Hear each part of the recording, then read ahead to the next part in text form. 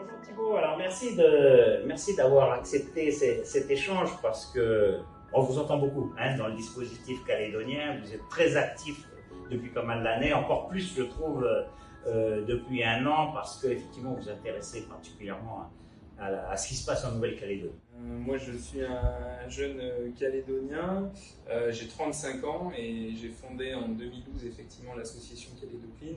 Ça vient avant tout d'une volonté de bien comprendre ma place en tant que jeune, parce qu'à l'époque j'avais 22 ans et on me disait c'est vous l'avenir, c'est vous qui devez construire le pays de demain. Et on s'est dit bah, tiens, par quoi ça passe concrètement? On s'est dit tiens, une action que tout le monde peut faire, c'est ramasser les déchets, parce qu'on voyait bien que l'environnement il était très dégradé, enfin, de plus en plus dégradé. Et c'est important et c'est pas anodin, parce que l'environnement bien sûr c'est le bien commun, c'est là où on construit notre identité, notre culture et notre qualité de vie.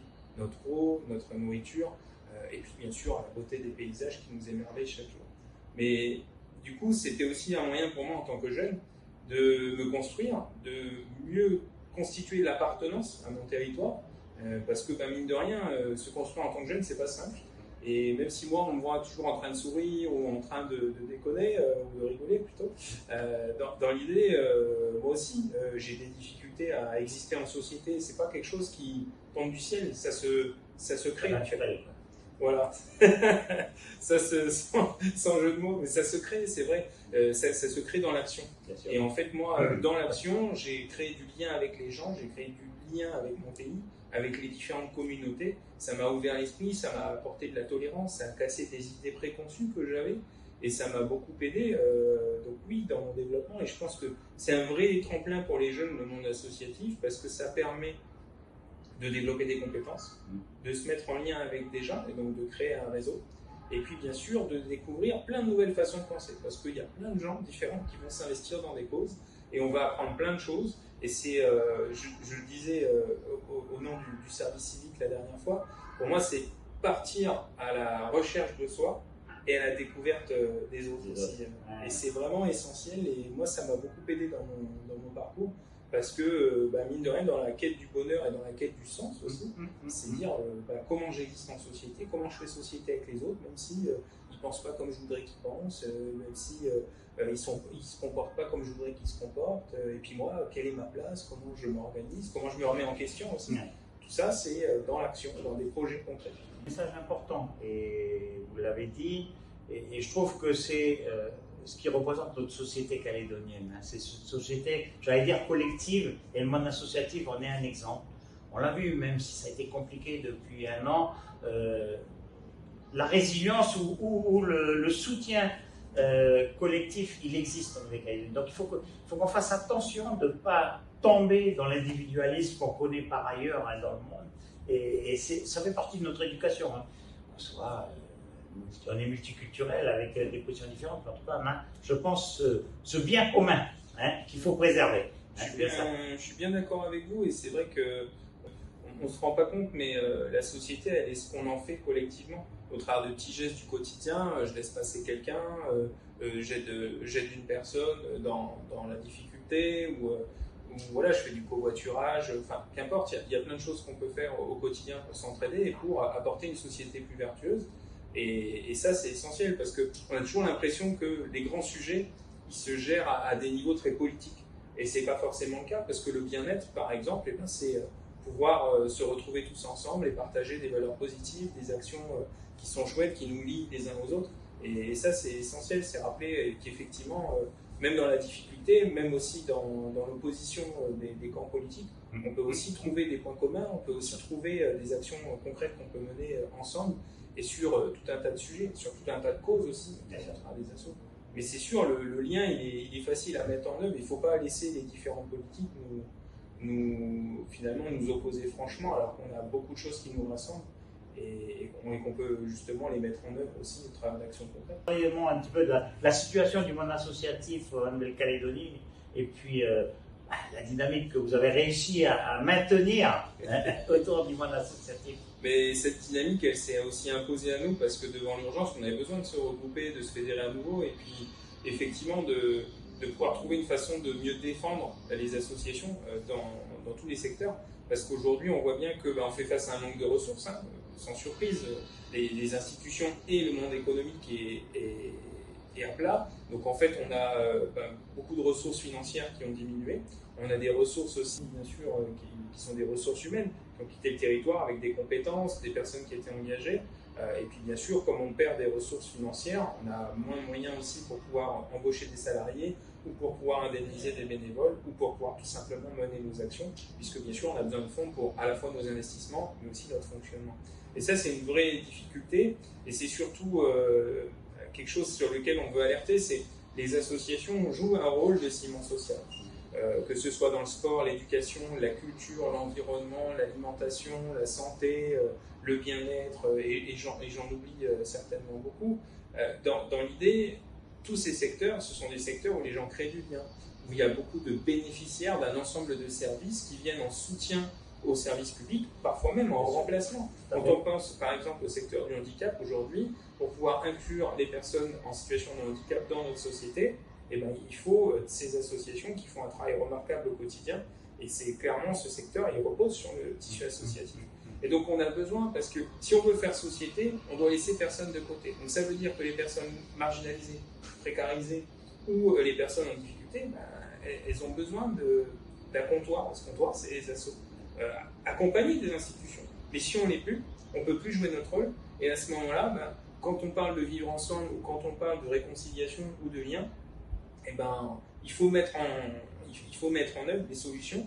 Et les solutions, ça passe en partie par les associations, clairement. Et là, on a vraiment besoin d'un accompagnement, soit de la part des collectivités locales, à partir du moment où la situation elle aura été résolue au niveau politique, soit bien sûr de la part de l'État, parce que les associations sont complètement liées à l'État. Elles ont puisé leur existence et leurs règles d'existence. Et on a largement besoin d'aide, puisqu'on voit des assos qui sont en train de mourir. On peut citer la FMI, où il y avait plus de 2000 bénéficiaires aujourd'hui, qui est en train de s'arrêter. On peut citer l'école de la réussite, où il y avait auparavant 200 stagiaires, et aujourd'hui on n'en a plus aucun, parce qu'en fait on n'a plus les moyens de les indemniser. Donc ce sont 200 jeunes qui n'ont plus les moyens d'être accompagnés dans un parcours professionnalisant, où en plus ils ont des indemnités pour subvenir à leurs besoins et construire leur jeune vie d'adulte, enfin leur vie de jeune adulte. Et ça, des histoires comme ça, il y en a beaucoup. On a plein d'associations, dont des assos qui sont mortes dans l'indifférence. Et ça, c'est dramatique, parce que c'est des assos qui aujourd'hui avaient un rôle essentiel. On peut citer l'association de soutien aux enfants et aux adolescents, par exemple. Ça, c'est une asso qui aujourd'hui a tout son sens, parce qu'on voit bien que dans ce qu'on vit, il y a quand même une thématique qui est au centre, c'est la jeunesse. Et la jeunesse et l'avenir, ben, encore une fois, une bonne façon d'interagir en société, c'est de passer par le monde associatif. Effectivement, vous allez peut-être faire le lien avec ma question suivante. C'est sûr que le monde associatif, il se base sur le bénévolat en général. Et le bénévolat, on sait très bien qu'à notre époque, c'est parfois plus compliqué. Et c'est pour ça que je remercie aujourd'hui les associations qui tiennent encore la route, parce que c'est compliqué, le bénévolat. Alors le risque, et vous l'avez dit vous-même tout à l'heure, c'est qu'il y en a plein qui s'épuisent et qui s'arrêtent. Et reconstruire une association après, c'est compliqué. Donc comment, vous avez parlé de la jeunesse, et j'y crois beaucoup, et comment essayer de sensibiliser au mieux la jeunesse en particulier pour s'investir dans la cité, dans la société, et effectivement se dire qu'on n'est pas là à attendre que tout tombe du ciel, mais à un moment donné participer aussi à construire notre société de demain. Et les associations sont une partie de la solution, puisque en donnant des moyens, les associations elles vont créer des activités, elles vont créer des parcours pour les jeunes, elles vont créer un ensemble de postes aussi au travers des services civiques où les jeunes vont pouvoir développer des compétences, aussi potentiellement de l'intérêt pour des filières d'avenir. Donc fondamentalement, les assos c'est une partie de la solution. Après, il y a une réalité, c'est aussi dans le parcours scolaire. Aujourd'hui, l'école elle a pour objectif de créer des citoyens. Sauf que de mon point de vue, et ça va peut-être pas plaire ce que je dis, mais on crée des personnes qui vont être des exécutants, c'est-à-dire des personnes qui vont acquérir un certain niveau de compétences avec plus ou moins de spécificité dans le but d'avoir une insertion professionnelle. Et c'est très bien. Sauf qu'il faut aussi prendre en compte le développement de l'individu dans son identité. On a des jeunes qui sont très compétents et qui sont capables de s'insérer professionnellement, mais qui ne se connaissent pas eux-mêmes, n'ont pas forcément toutes les clés et les outils pour interagir avec les autres. Et c'est ça aussi qu'on doit chercher à développer, à la fois dans les familles, à la fois dans les clans, mais aussi bien sûr à l'école, puisque l'objectif, on le voit bien, il y a une crise identitaire, il y a une quête de sens, il y a une marginalisation, il y a une incompréhension vis-à-vis du système. Et moi, en tant que jeune, je l'ai vécu, et pourtant, je ne suis pas le plus à plaindre. Donc j'imagine que les gens qui vivent des difficultés, ils ont encore plus de mal sur ces problématiques-là. Et je pense que, sincèrement, le développement personnel, que ce soit dans les familles, encore une fois dans les clans, mais aussi à l'école, au travers d'outils, la communication non violente, le développement des compétences psychosociales avec des ateliers spécifiques qui peuvent être faits par les institutions, les associations, c'est aussi prendre en compte les jeunes et leur dire on vous accompagne non pas que dans un système de professionnalisation et d'économie, mais aussi dans un système où on a envie de créer un bien-être dans notre société. Et pour ça, on s'intéresse à vous et on vous amène, encore une fois aussi, à la recherche de vous-même et à la découverte des autres.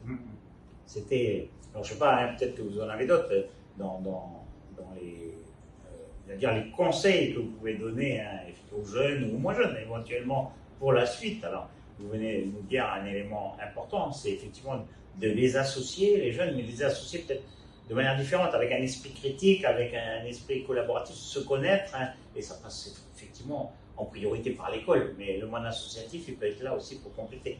Qu'est-ce que vous avez alors comme, alors, je ne veux pas dire conseils, ou propositions, ou suggestions à faire, voilà, pour les quelques mois qui viennent en Nouvelle-Calédonie, parce que je pense qu'on a besoin de passer le cap, de passer à autre chose. Hein, qu'à des débats purement politiques, on a une économie qui est aujourd'hui compliquée, socialement, je pense au chômage en particulier, aux problèmes de retraite, on a plein de sujets à traiter, mais il faut aussi qu'on s'occupe de la jeunesse. Oui, il faut que tout le monde trouve sa place dans un système qui est en plein bouleversement, où les émotions sont très présentes.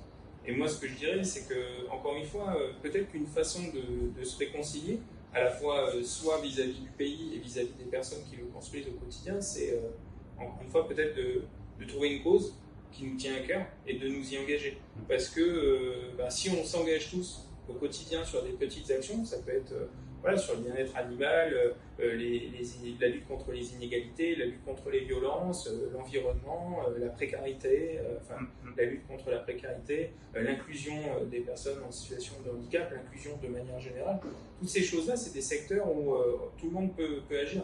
Et c'est bête à dire, mais moi j'ai l'impression que c'est dans les moments où on a le plus de difficultés qu'à un moment donné, il faut aller chercher le peu de ressources pour se dire, ok, comment moi, je peux agir à mon niveau et qu'est-ce que je peux changer? Parce qu'après tout, quand on est poussé dans nos retranchements comme ça, dans une situation très grave, ça veut dire qu'on aspire à quelque chose d'autre, à quelque chose de meilleur, à un avenir meilleur, à des moments plus agréables. Et pour ça, il faut se mettre dans une dynamique constructive et se dire, ok, qu'est-ce que je peux faire là concrètement, tout de suite maintenant, et dans quoi j'ai envie de m'engager, parce que cet avenir, c'est à moi de le créer aussi. Et c'est pas simple, et il faut aller chercher de la ressource quand on n'en a pas, ou quand on est dans un bouleversement. Mais je pense que c'est aussi une piste, c'est de dire mais comment moi je peux participer, m'engager aussi, même dans la difficulté.